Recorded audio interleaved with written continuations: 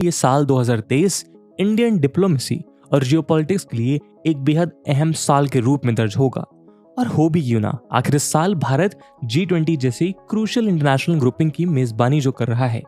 Last year जब Indonesia में India को G20 की लीडरशिप सौंपी गई थी, उसके बाद से भारत ने इसके फुल पोटेंशियल में यूटिलाइज और सेलिब्रेट किया। लेकिन अब इस जर्नी के क्लाइमैक्स का वक्त आ चुका है। नई दिल्ली में G20 की एनुअल समिट का काउंटडाउन शुरू हो चुका है। सितंबर 9 और 10 को इंडिया की G20 प्रेसिडेंटशिप की एनुअल समिट होने जा रही है। इस उपलक्ष्य में देश की राजधानी दिल्ली में एस्थेटिक मेकओवर से लेकर ट्रैफिक रेगुलेशंस तक, कल्चरल कॉरिडोर से लेकर लग्जरी होटल्स के मेन्यूज तक, ड्रेस रिहर्सल से लेकर लास्ट मिनट सिक्योरिटी ड्रिल्स तक, हर फ्रंट पर तैयारियां बहुत जोर शोर से जारी हैं। इस 2 डे समिट में चार चांद लगाने के लिए भारत दुनिया की most high profile guest list की रेड कार्पेट एंट्री और मेहमान नवाजी के लिए एकदम तैयार है। इंडिया के लग्जरी होटल्स वर्ल्ड लीडर्स को भारत की हॉस्पिटैलिटी टेस्ट कराने के लिए दिन रात एक कर रहे हैं। दिल्ली के हर्ट में सिचुएटेड प्रगति मैदान और बाकी ऑफिशियल वेन्यूज को भारतीय संस्कृति के अभिन्न आभूषणों से सजाया जा रहा है। उसी तरह वर्ल्ड लीडर्स के फूड मेन्यूज भी स्पेशल अटेंशन गेन कर रहे हैं। इनके लिए 500 वेजिटेरियन आइटम्स का एक वास्ट मेन्यू तैयार किया गया है, जिसमें बहुत सी फ्यूजन क्यूजीन शामिल हैं। ताज होटल के मेन्यू में मिलेट बेस्ड मील्स को खास प्रेफरेंस दी गई है। यहाँ वर्ल्ड लीडर्स को एक स्पेशल मिलेट थाली भी परोसी जाने वाली है, क्योंकि इंडिया की पहल के चलते यूएन ने 2023 को international year of millets declare किया है। इसके अलावा प्रगति मैदान के ITPO कन्वेंशन सेंटर में मौजूद भारत मंडपम को इस समिट की प्राइमरी लोकेशन के रूप में चुना गया है। इस प्राइमरी लोकेशन के अलावा हमारे फॉरेन डेलीगेट्स नेशनल कैपिटल के की प्लेसेस जैसे कि राजघाट, IARI पूसा और जयपुर हाउस भी विजिट करने वाले हैं। इस सब के चलते ऐसा लगता है कि मानो देश की राजधानी में किसी बड़े उत्सव की शुरुआत हो चुकी हो। दुनिया भर की हेडलाइंस में इसकी चर्चा हो रही है। अब इस इवेंट के आउटकम्स क्या होंगे वो तो आने वाला वक्त ही बताएगा, लेकिन इस इवेंट को एक ह्यूज सक्सेस बनाने के लिए भारत किस तरह से जी जान लगा रहा है, आज की वीडियो में हम इन सब तैयारियों पर चर्चा करेंगे। साथ ही हम ये भी जानेंगे कि इंडिया में अपनी इस प्रेसिडेंटशिप के दौरान G20 को संवारने में अपना क्या कंट्रीब्यूशन दिया है। इंडिया की मेजबानी को इतिहास में किस तरह याद रखा जाएगा। आज की चर्चा में ये भी एक अहम मुद्दा रहेगा। लेकिन इसको शुरू करने से पहले आपको बता दें कि इस वीडियो की इंपॉर्टेंस UPSC प्रीलिम्स और मेंस के लिहाज से काफी इंपॉर्टेंट है। तो चलिए शुरू करते हैं आज का डिस्कशन। दोस्तों, इस समिट या उसकी तैयारियों को समझने से पहले हमारे लिए ये समझना बहुत जरूरी है कि आखिर ये G20 ग्लोबल पॉलिटिक्स में क्या मायने रखती है और भारत की इसके लिए क्या अहमियत है। यदि बेसिक से शुरू करें तो G20 का मतलब होता है ग्रुप ऑफ 20। ये दुनिया की 19 पावरफुल कंट्रीज और यूरोपियन यूनियन से बनी एक इनफॉर्मल ग्रुपिंग है। यह आज दुनिया का प्रीमियर इंटरगवर्नमेंटल फोरम बन चुका है। इसका जन्म G7 यानी ग्रुप ऑफ 7 से हुआ था। G7 दुनिया की डेवलप्ड इकोनॉमीज की ग्रुपिंग थी, लेकिन कुछ लिमिटेड डेवलप्ड इकोनॉमीज का ये ग्रुप 1999 की एशियन फाइनेंशियल क्राइसिस को मैनेज करने में सफल नहीं हुआ।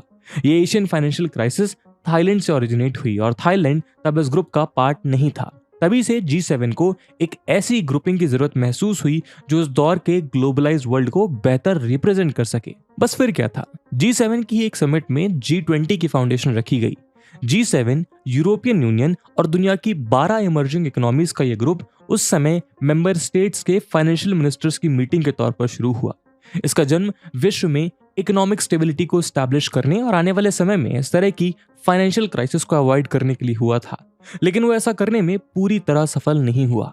2008 की फाइनेंशियल क्राइसिस के बाद इसने अपने प्रेजेंट अवतार में जन्म लिया। 2008 में यूनाइटेड स्टेट्स इस प्लेटफॉर्म को फाइनेंस मिनिस्टर से हेड ऑफ स्टेट के लेवल पर एलिवेट कर दिया। तब से G20 का एजेंडा एक्सपैंड होता गया है। यदि इसकी वर्किंग पर गौर करें तो G20 का एजेंडा मुख्य तौर पर 2 चैनल्स में बटा होता है। इसमें पहला है फाइनेंशियल ट्रैक और दूसरा शेरपा ट्रैक। फाइनेंशियल ट्रैक में मेंबर्स के फाइनेंस मिनिस्टर्स और सेंट्रल बैंक गवर्नर शामिल होते हैं और ये फाइनेंशियल सेक्टर से जुड़े मुद्दों को एड्रेस करते हैं, जबकि शेरपा ट्रैक में डिप्लोमेट्स और एक्सपर्ट्स फाइनेंशियल मैटर्स के बियॉन्ड जाकर employment, climate change and health care, agriculture, food security और सस्टेनेबल डेवलपमेंट जैसे बाकी सभी पोटेंशियल इश्यूज को एड्रेस करते हैं। ये शेरपास मेंबर कंट्रीज के हेड ऑफ स्टेट्स द्वारा अपॉइंटेड होते हैं और उनके पर्सनल रिप्रेजेंटेटिव के तौर पे G20 की मीटिंग्स अटेंड करते हैं। अब यदि इसकी मेन सिग्निफिकेंस की बात करें तो यह ग्रुप दुनिया की 60% पॉपुलेशन, 85% जीडीपी और 75% वर्ल्ड ट्रेड को रिप्रेजेंट करता है। तो दोस्तों, अब तक आपको अंदाजा लग चुका होगा कि G20 इंटरनेशनल पॉलिटिक्स की कितनी अहम कड़ी है। भारत के पास इसकी प्रेसिडेंसी का होना ग्लोबल साउथ के मुद्दों को आवाज देने में एक अहम भूमिका निभाता है। साथ ही इस अपॉर्चुनिटी का फायदा उठाते हुए भारत ने इस प्रेसिडेंसी को देश के ओवरऑल डेवलपमेंट के लिए कैपिटलाइज करने का पूरा इंतजाम किया है। लास्ट ईयर 1 दिसंबर से जब से भारत ने इस पद को संभाला है, भारत के अलग अलग शहरों में ये एक जन आंदोलन की तरह सेलिब्रेट किया जा रहा है। इंडिया की प्रेसिडेंटशिप के दौरान देश के कई शहरों में दुनिया भर के रिप्रेजेंटेटिव्स के साथ 230 मीटिंग्स ऑर्गेनाइज की जा चुकी हैं। इंडिया के अलग अलग शहरों में इसको अलग अलग रूप में सेलिब्रेट किया गया है और अब समय आ गया है फाइनल वर्डिक्ट का। जब से G20 का गठन हुआ उसके बाद ये G20 की 18th एनुअल समिट थी। इसकी फर्स्ट एनुअल समिट नवंबर 2008 में वॉशिंगटन डीसी में ऑर्गेनाइज की गई थी। इसके 20 मेंबर्स के अलावा इस समिट को IMF, वर्ल्ड बैंक और यूनाइटेड नेशंस के हेड के साथ साथ स्पेन और नेदरलैंड्स ने भी ज्वाइन किया था। खैर आइए तो यूएस प्रेसिडेंट बाइडेन से लेकर British Prime Minister Rishi Sunak, Saudi Arabia के Mohammed bin Salman, French President Emmanuel Macron, Australian Prime Minister Anthony Albanese, German Chancellor Olaf Scholz, Japanese Prime Minister Fumio Kishida और Brazilian President Luiz Inacio Lula समेत लगभग 40 high profile global leaders इस summit का हिस्सा बनने जा रहे हैं। G20 की मेंबर कंट्रीज के लीडर्स के अलावा इंडिया ने और भी बहुत से दूसरे देशों को इनवाइट किया है। Bangladesh, Egypt, Mauritius, Netherlands, Nigeria, Singapore और स्पेन के साथ साथ इंडिया ने UAE और ओमान को स्पेशल गेस्ट के तौर पर इनवाइट किया है। लेटेस्ट रिपोर्ट के मुताबिक रशियन प्रेसिडेंट व्लादिमीर पुतिन और Chinese president Xi Jinping summit को अटेंड नहीं कर पा रहे हैं। ग्लोबल हेडलाइंस ने इनके एब्सेंस को बहुत ग्लोरीफाई किया है और यहाँ एक नैरेटिव भी सेट करने की कोशिश की जा रही है।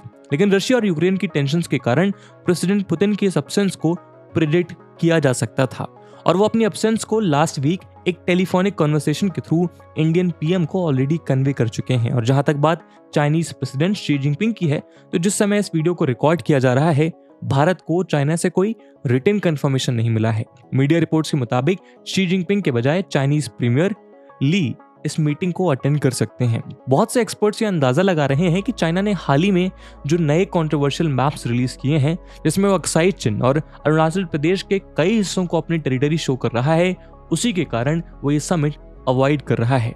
लेकिन लेटेस्ट रिपोर्ट्स में चाइना की पुअर इकोनॉमिक क्राइसिस और शी जिनपिंग की हेल्थ कंडीशंस उनके एब्सेंस का पॉसिबल रीजन बताई जा रही हैं।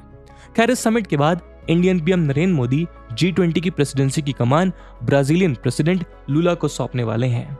ब्राजील 1 दिसंबर से इस प्रेसिडेंसी को ऑफिशियली स्टार्ट कर देगा। दोस्तों, यदि अब इस समिट के कुछ सबसे आकर्षक एलिमेंट्स की बात करें तो वो है इसका कल्चरल कॉरिडोर। इस कॉरिडोर में डिस्प्ले की जाने वाली फिजिकल और वर्चुअल एग्जीबिशंस विजिटर्स के लिए एक इमर्सिव एक्सपीरियंस क्रिएट करने वाली हैं। 90 फीट बाय 20 फीट की U-shaped स्क्रीन पर 4 15 मिनट स्क्रीनिंग्स इस एग्जीबिशन में एक 3D इमर्सिव एक्सपीरियंस प्रोवाइड करने वाली हैं। जिन आर्ट फॉर्म्स या नेचुरल हेरिटेज को टच नहीं किया जा सकता, उन सभी को इन 3D स्क्रीन्स पर डिस्प्ले किया जाएगा।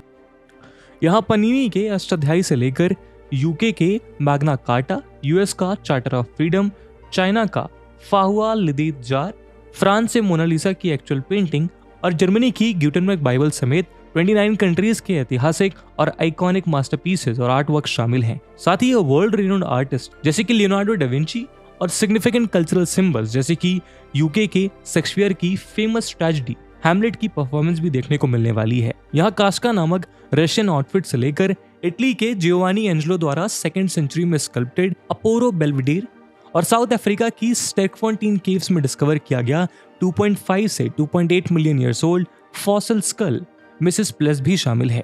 नेचुरल हेरिटेज की कैटेगरी में US के ग्रैंड कैनियन, नेदरलैंड्स की वैडन सी, भारत के हिमालयाज और गंगा और रशिया का बैकल लेक डिस्प्ले किए जा रहे हैं। इंडिया की इनटैंजिबल हेरिटेज की लिस्ट में भीमबेटका केव पेंटिंग्स, योगा, कुंभ मेला, वैदिक चैंटिंग, चोला ब्रोंज और पाटन पटोला वीविंग देखने को मिलने वाली है। मदर ऑफ डेमोक्रेसी नाम से टाइटल एक एग्जीबिशन में US के फ्रीडम चार्टर में मौजूद declaration of independence, American constitution, and bill of rights को शोकेस किया जाएगा। इनमें से ज्यादातर आर्टिक्राफ्ट्स को 4 मंथ के लिए लोन पर बोरो किया गया है और ये सब इस पूरी G20 समिट को आर्टिस्टिक ओवरटोन प्रोवाइड करते हैं। आपको बता दें कि cultural corridor G20 digital museum Bharat की मिनिस्ट्री ऑफ कल्चर का एक लेगेसी हेरिटेज प्रोजेक्ट है, जिसको G20 के मेंबर और बाकी इनवाइटीज के शेयर्ड हेरिटेज को रिप्रेजेंट और सेलिब्रेट करने के लिए कॉन्सेप्चुअलाइज किया गया है।